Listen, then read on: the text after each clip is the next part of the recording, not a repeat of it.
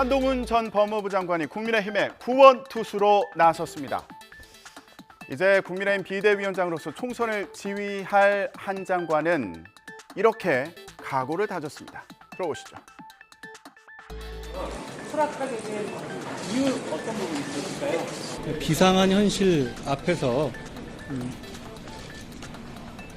잘할 수 있겠지라는 막연한 자신감보다 동료 시민과 나라를 위해서 잘해야만 되겠다는 책임감을 더 크게 느낍니다. 9회 말 투아웃에 투 스트라이크면 원하는 공 들어오지 않아도 스트라이크인지 볼인지 애매해도 후회 없이 휘둘러야 한다고 생각합니다. 그렇다면 위기의 여당을 이끌 한 전 장관 앞에 놓인 과제는 뭐가 있을까요?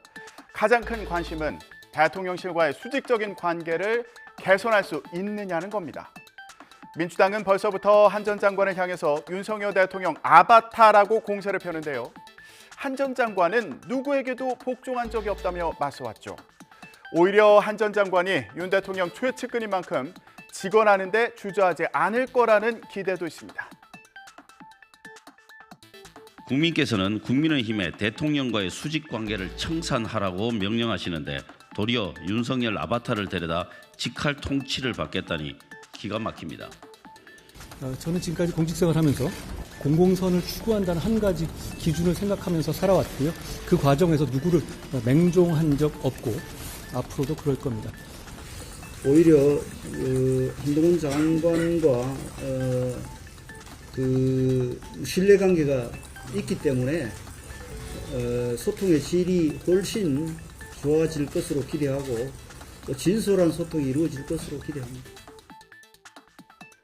네, 두 번째 과제, 바로 여당 내 분열을 막고 힘을 모아야 한다는 요구입니다. 신당 창당을 추진하고 있는 이준석 전 대표와 만날지도 관심인데요. 두 사람은 아직은 거리를 두는 것으로 보입니다. 그래서 총선에서 이기기 위해서 최대한 우리 편을 많이 늘려야 되고 끌어안아야 된다는 것이고 그런 목적을 위해서라면은 이준석 전 대표나 유승민 전 의원도 만나야 되고 함께 선대위를 구성하는데 한 장관이 좀 역할을 해줬으면 좋겠어요. 한동훈 장관은 만납니까? 만날 수 있지만 만나도 할 말이 별로 없다라는 생각이 들고요. 아, 왜냐하면 한 장관이 만약 온다 하더라도 당을 파악하는 데 시간이 걸릴 것이고 그런 어떤 피상적인 대화로는 지금의 문제가 아무것도 풀리지 않을 것이기 때문에 저는 뭐 만남을 회피할 생각은 없지만 기대가 없습니다. 앞으로 이준석 전 대표 같이 탈당이나 신당 창당하신 분을 예고하신 분들이 있는데 이분들과 또 만나실 의향이 있으신데요? 저는 당을 가리지 않고 다양한 생각을 가진 많은 분들을 만나야 한다고 생각합니다. 그렇지만 특정한 사람에 대해서 따로 생각해 본 적은 없습니다.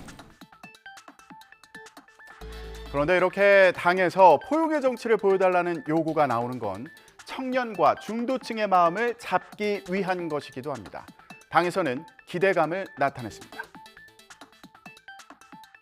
한동훈 장관은 차기 정치 지도자 여론조사에서 당내 1위를 고수하고 있으며 젊은 세대와 중도층으로부터 많은 기대를 받고 있습니다. 한동훈 장관이 비대위원장을 맡게 된다면 가장 젊고 참신한 비대위원장으로 국민의 힘과 대한민국 정치를 바꾸어 갈 것이 분명합니다. 공천 작업을 잘 마무리하는 것도 중요한데요. 당에서는 한 전 장관이야말로 과감하게 개혁 공천을 실행할 적임자라는 평가가 나옵니다. 반면 용핵관, 검핵관 공천을 예상하는 시각도 있습니다. 정치권에 빚진 게 없다는 점입니다.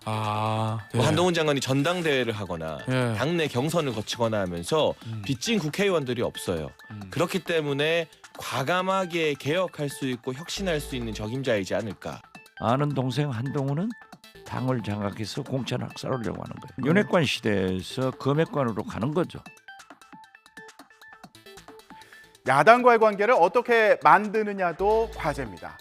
그동안 한 전 장관은 이재명 민주당 대표와 마치 검사와 피의자 같은 모습을 보여왔는데요. 하지만 이젠 국정 파트너로 대해야 한다는 거죠. 지난 9월 단식을 하던 이재명 대표가 병원에 실려간 날 검찰이 구속영장을 청구한 것과 관련한 당시 한 전 장관의 발언을 들어보시죠.